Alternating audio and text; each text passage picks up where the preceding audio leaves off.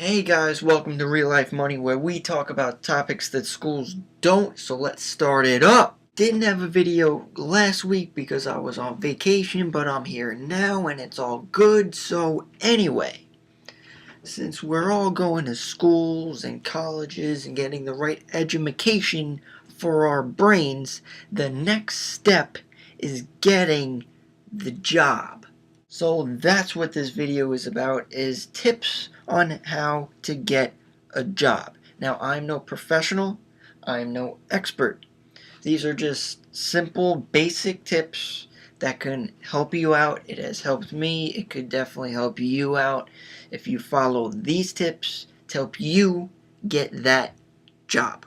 So before we get into our 5 tips of getting a job, and stay to the end because the last tip could be something that a lot of us are actually forgetting.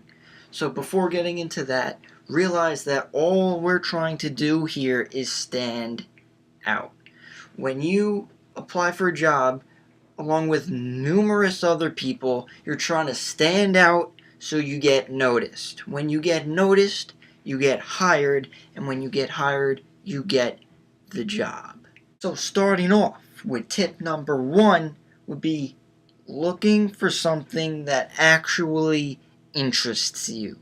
It doesn't make sense if you do something that you don't enjoy. If you do this for a long amount of time, you'll be miserable. Why would you want to put that on yourself? So wouldn't you want to be interested in something you actually want to do? Many people despise tremendously their occupation. So a way to actually realize what interests you would be, what would you continuously do even if you don't get paid? What the fuck? Yes. Now, I'm not saying that you'll decline money. However, this is a good way to make you think what really interests you.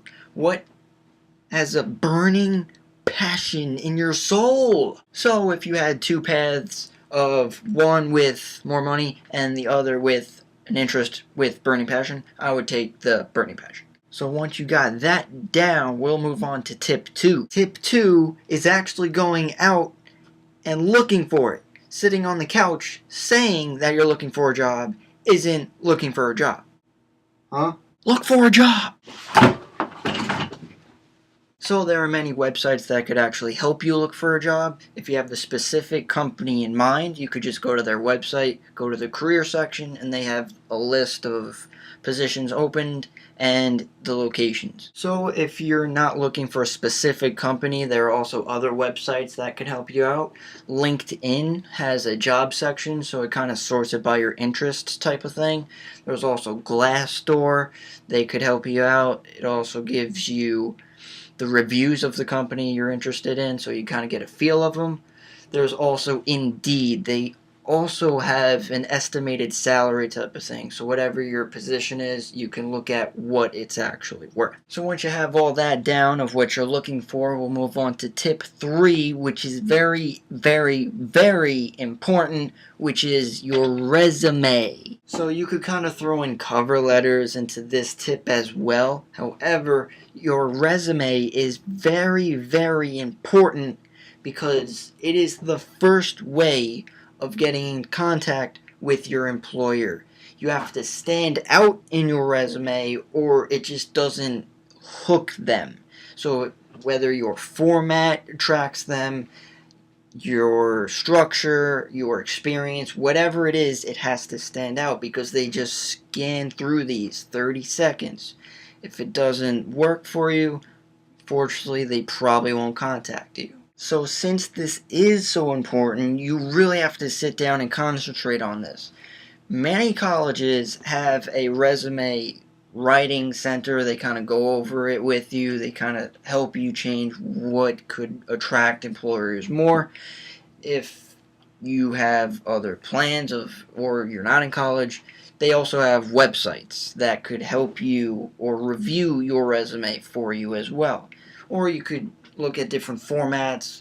Just look up resume formats and you'll get a bunch of them. So it gives you ideas. So once you have your resume down, we'll move on to tip 4, which is knowing how to interview. This is the next important thing to know because this is the first physical interaction with your possible employer.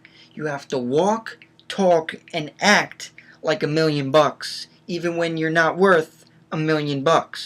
You gotta get a suit, comb your hair, and brush your teeth. So now that you're all hot, you can boost your confidence. And when you have more confidence, this makes you more attractive and also helps you communicate more efficiently with your employer. While communicating, ask questions. This is a position you're going for. You're interested on it. You don't learn what it's about. While you continue to communicate, state your strengths and also your weaknesses, but with your weaknesses, state how you plan to overcome them and make them into strengths. So last but not least, tip number 5, which is a follow-up email. The next day, thank the recruiter, employer, whoever, for their time interviewing you. It reminds them that you actually care.